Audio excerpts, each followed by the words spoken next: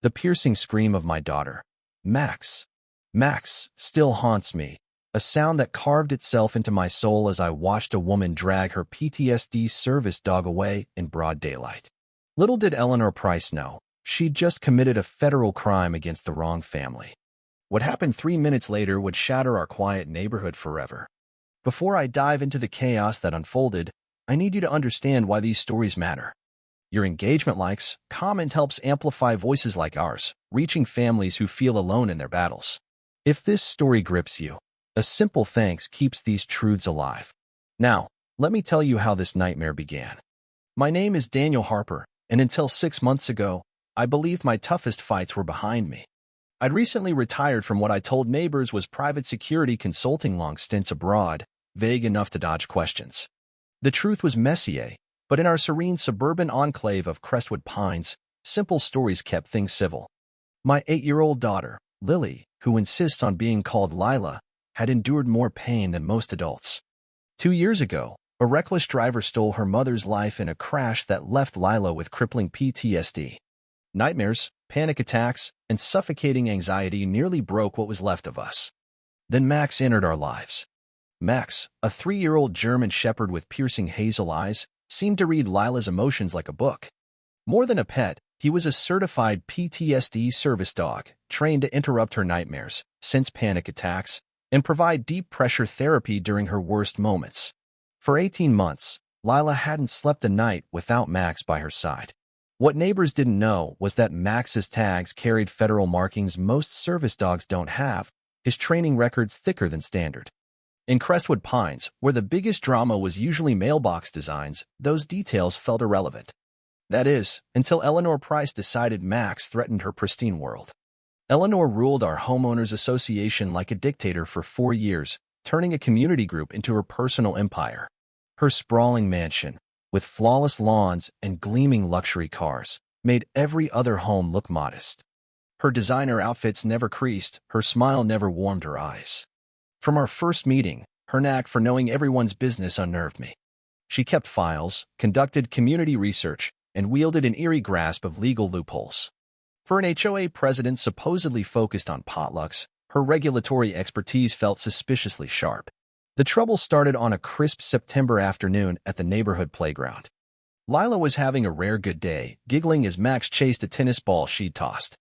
Eleanor approached, her heels clicking like a metronome, clutching a leather portfolio that screamed wealth. "Mr. Harper," she announced, loud enough for other parents to turn, "we need to address your animal issue." The phrase animal issue made my jaw clench, but I stayed calm. "What's the problem, Eleanor?" "That dog is a liability," she declared, pointing at Max as if he were a feral beast.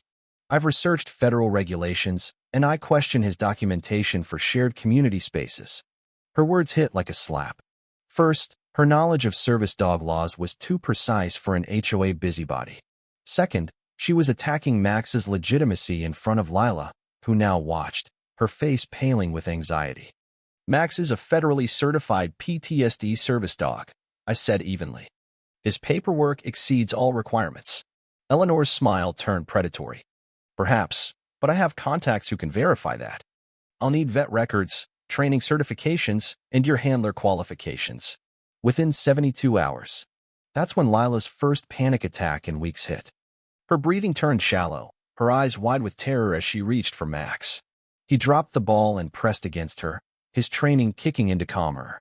Seeing my daughter's distress while Eleanor stood there, smug, told me this wasn't just petty HOA nonsense. She was targeting Lila's lifeline, and that was a line I wouldn't let her cross. Over the next week, Eleanor waged a calculated war. Certified letters arrived daily, demanding documents far beyond legal needs: vet records from Max's birth, training logs, even my qualifications as his handler. Her letters cited obscure federal code sections, hinting at expertise no HOA president should have. I responded with precision, my years drafting classified reports teaching me to project authority without revealing too much. But Eleanor was dissecting every word, probing for cracks in my story.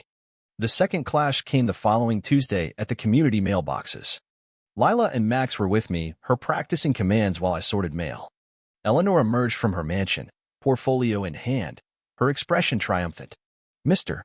Harper, she called, her voice cutting through the quiet street. My contacts raised concerns about your dog's certification. I kept my tone light. What concerns? The kind requiring federal review, she said, lingering on federal like she knew something. His training exceeds standard protocols, which questions community safety. She wasn't wrong. Max's dual training wasn't typical, but how did she know?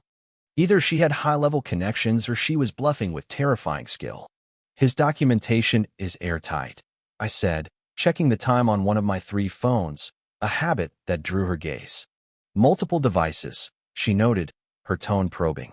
Your security work must be intense. She said security like she smelled a lie. I'd dealt with skeptics before. The key was consistency. Busy enough, I replied, pocketing the phone. Anything else, or can Lila finish her walk? That's when Eleanor slipped. She glared at Lila, who was petting Max to stay calm, and said, this community might thrive if certain children didn't rely on crutches. The venom in her words, aimed at a traumatized 8-year-old, exposed her true nature. This wasn't about rules, it was personal. Lila's eyes filled with tears. Daddy, Max isn't a crutch. He's my friend.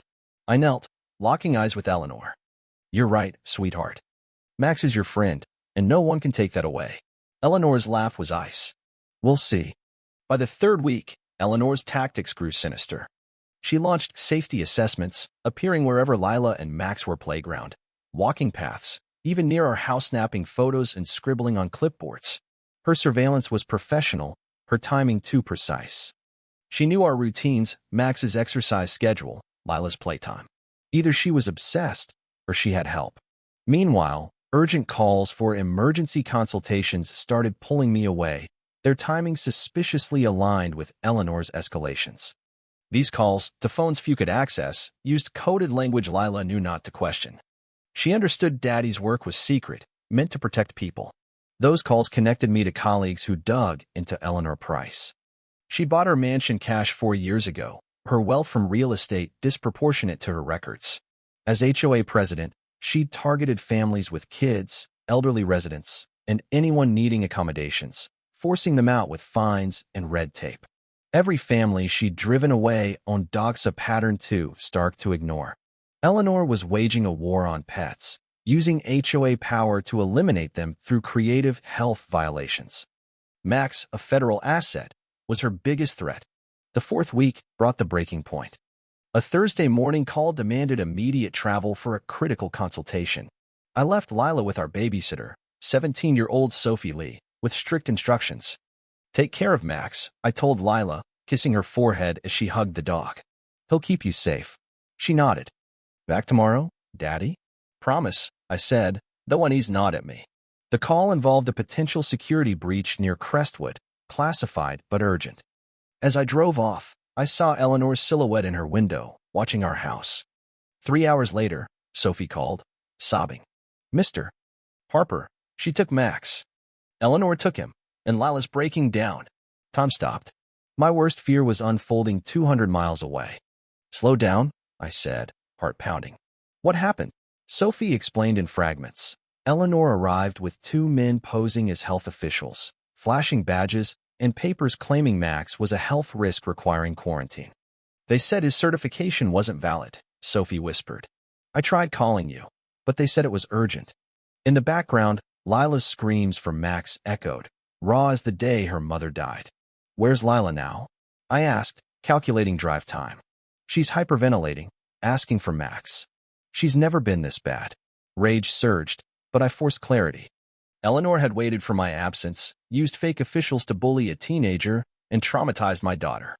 Sophie, film everything, those men, their car, any papers. Keep it safe. Should I call 911? She asked. Not yet, I said, grabbing a different phone. I'm handling this. I dialed a number civilians never touch. Special Agent Carter, the voice answered. It's Harper, I said. Federal situation at my location. Someone stole an official asset and committed felonies against a minor under protection. Carter paused. How fast do you need us? Lila's cries echoed through Sophie's line. 3 minutes. Make it loud. Copy, Carter said. Tactical team deploying. Threat assessment. Unknowns posing as feds, theft of federal property, child endangerment. Primary asset is dual trained. Secondary issue, possible money laundering through HOA. Carter's tone sharpened. Dual trained. Affirmative. Max is DEA certified for narcotics detection. I think our HOA president knows. The puzzle snapped together.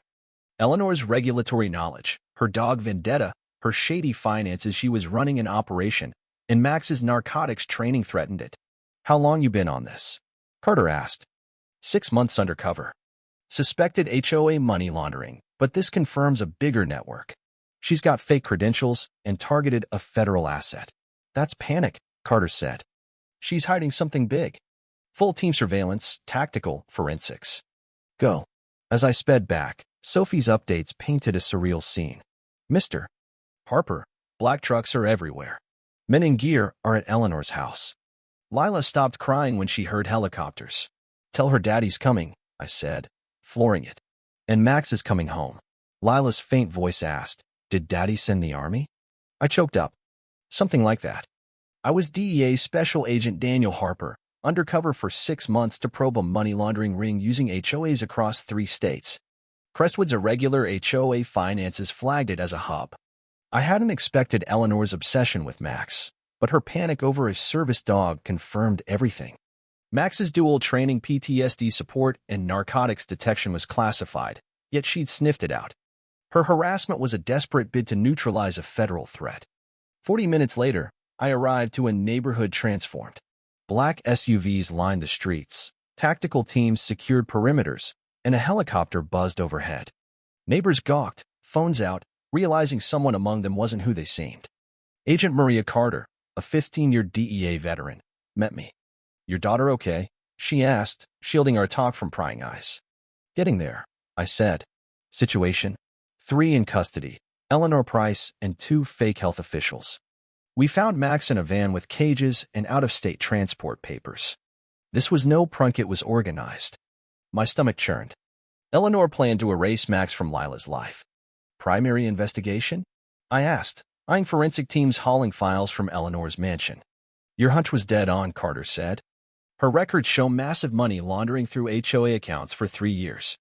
She targeted dog-owning families to eliminate detection risks. Max was her first federal asset, hence the freakout. Where's Eleanor? I asked. Command vehicle, demanding to see the boss. She doesn't know your real identity. How do you want to play it? I glanced at Lila, clinging to Max on our steps. She deserved the truth about her father. I'll talk to Lila first. Then Eleanor. Explaining to Lila was brutal. On our steps, Max between us, I started. You know I help keep people safe? Sometimes that means pretending to be someone else to watch bad guys. Her red-rimmed eyes locked on me. Like Eleanor? Exactly. She was stealing money, and Max helps catch people like her. That's why she took him. She was scared. Lila's face lit up. Max helps your job? He's my partner, I said, petting him. That's why the officers came when she took him. Are we in trouble? She asked. No, sweetheart. Eleanor's in big trouble. Inside the command vehicle, Eleanor's composure crumbled when she saw me in tactical gear, DEA badge gleaming. You, she gasped. Not a consultant. Special Agent Daniel Harper, I said, sitting across from her. Let's talk about why you targeted my daughter. Her laugh was hollow. 6 months. You were watching me. Your network, actually, for 18 months. Max was the wild card you didn't expect. Her confession was a goldmine. She'd laundered drug money through 17 HOAs, funneling $12 million yearly via inflated fees and fake projects. Dogs, especially trained ones, risked exposing her. Atlas was federal, she admitted. I knew you weren't just a dad when I saw his tags. Her panic, move-stealing Max unraveled her empire. She gave up names, accounts, and methods, likely angling for a deal. As the sun set, Crestwood began to heal. Lila slept with Max by her bed, and I reviewed files, reflecting on how Eleanor's hatred of Max exposed her crimes. Her cruelty gave us the warrants to dismantle her network. More importantly, it forced me to face my absence in Lila's life. I'd buried myself in work to escape my wife's death, but Lila needed me present, not undercover. 3 weeks later, Eleanor pleaded guilty to money laundering, racketeering, theft of federal property, and child endangerment. Her cooperation led to 43 arrests and the collapse of her network. The HOA dissolved, replaced by a resident-led group. Property values rose as families embraced freedom from Eleanor's tyranny. Lila's recovery progressed, bolstered by Max, therapy, and my commitment to safer assignments. On evening walks, we'd pass Eleanor's empty mansion, its for sale sign a quiet victory.